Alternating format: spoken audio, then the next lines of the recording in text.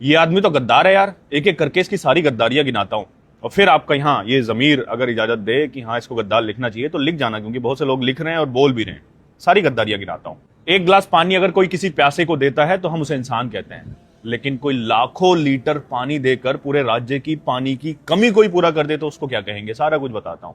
लद्दाख का एक वैज्ञानिक जो इंजीनियर है, इनोवेटर है, एजुकेशनल रिफॉर्मर है, पढ़ाई तो सब करते हैं लेकिन उस पढ़ाई को अपनी जिंदगी में प्रैक्टिकल बनाकर इस्तेमाल कैसा किया जाता है बंदे ने बताया। लद्दाख की कितनी सारी परेशानियों को अपनी तकनीक से हल कर दिया।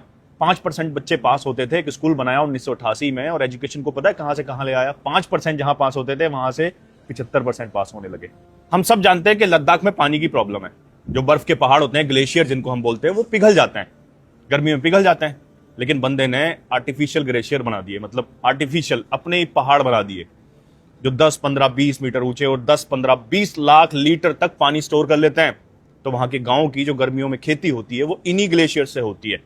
तो ये आदमी गद्दार है। आइस स्टूपा, ये आर्टिफिशियल बर्फ के जो पहाड़ हैं, पूरी दुनिया इस टेक्नोलॉजी को कॉपी कर रही है। कनाडा, स्विट्जरलैंड, ये सब जगह कॉपी किए जा रहे हैं और इसी वजह से रोलेक्स अवार्ड भी मिला है।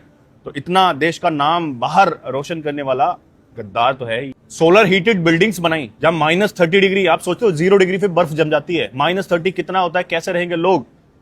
पैसिव सोलर बिल्डिंग्स डिजाइन किए जहां मतलब बिना हीटर के जिन बिल्डिंग्स में रहा जाता है। हमारी सेना के लिए मूवेबल टेंट्स बनाए जहां पर ये बहुत ज्यादा ठंडी होती है, वहां पर इन टेंट्स में हमारी सेना आराम से रह सकती है। तो ऐसा करने वाला बंदा गद्दार तो है ही। 2021 में HIAL, Himalayan institute of alternatives, एक ऐसी यूनिवर्सिटी जो विदाउट डिग्री, मतलब आओ और सीखो, हाथ से काम करके सीखो, जहां पर किताबों से नहीं प्रॉब्लम सॉल्व करके सिखाया जाता है। उन्होंने बताया कि एजुकेशन सिर्फ रट्टा मारने का नाम नहीं है, एजुकेशन हाथ से काम करके सीखने का नाम है, और हाथ से काम करके सीख के गांव के बच्चे भी इंजीनियर बन सकते हैं। अब इतना सारा कुछ कोई देश के लिए करेगा तो गद्दार तो है ही। अब अवार्ड सुनिए, क्या क्या अवार्ड्स मिले हैं, पैसे से खरीदे हुए नहीं, जो रियल अवार्ड्स मिले हैं।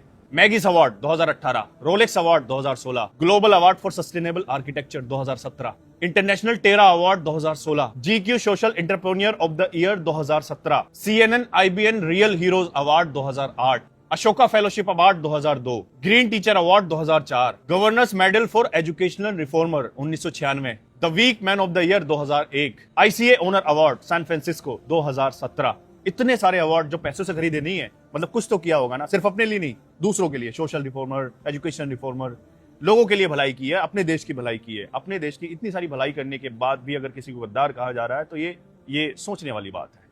अब बताइए ना, एक इंसान को, एक देशभक्त को, एक भारतीय को, मुझे, आपको, हम सबको कितना कुछ करना पड़ेगा कि उसे देशभक्त कहा जाए? और भी कुछ ज्यादा करना पड़ेगा। अब आपका जो मन कर रहा है, जो आपका दिल, आपका जमीर गवाही दे रहा है, वो कमेंट में लिख जाओ।